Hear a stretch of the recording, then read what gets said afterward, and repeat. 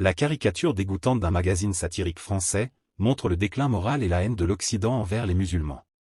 Il n'a pas été suffisant pour le magazine satirique Charlie Hebdo d'insulter les symboles de l'islam. Il se moque même de la souffrance que vivent les musulmans en faisant une caricature.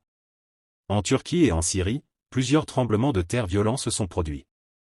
Le nombre de morts et le nombre de blessés se comptent en dizaines de milliers. Charlie Hebdo utilise son droit à la liberté d'expression pour se moquer de la souffrance de nos frères et sœurs dans cette situation. La caricature, derrière laquelle Charlie Hebdo se cache, est en fait une manifestation de leur haine envers l'islam et les musulmans. À plusieurs reprises, notre bien-aimé prophète Mohammed, paix et bénédiction de Dieu soit sur lui, a été insulté, et l'islam a été moqué. En 2007, les caricatures danoises du prophète ont été publiées. En 2015 et 2020, ils ont recommencé, en insultant le prophète à travers des caricatures. Cela est un signe clair de la rancœur qui est ancrée dans le cœur de ces individus corrompus.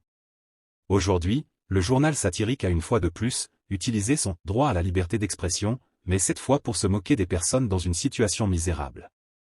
L'illustration insipide montre à quel point l'Occident est insensible à la situation horrible et misérable dans laquelle se trouvent nos frères et sœurs syriens et turcs. Une idéologie qui permet de telles actions est idéologiquement en faillite. C'est une idéologie corrompue. Dans le dessin, des bâtiments effondrés sont représentés, avec le texte « Même pas besoin d'envoyer des chars ». En d'autres termes, la destruction des pays islamiques doit avoir lieu, volontairement ou non.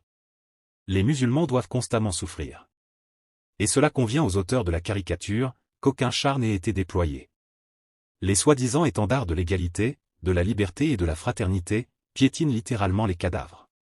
Ils savourent la souffrance dans le monde musulman, la souhaitent aux musulmans, par haine idéologique, et ridiculisent même ouvertement le calvaire de milliers de personnes. Nous devons être conscients de cette haine structurelle envers l'islam, ses symboles, et ses partisans. Nous devons être conscients de la lutte idéologique qui se déroule actuellement. Nous devons être conscients que nous devons choisir un camp. En tant que musulmans, il n'y a qu'un camp que nous ne pouvons choisir. Celui de la soumission à Allah, l'exalté.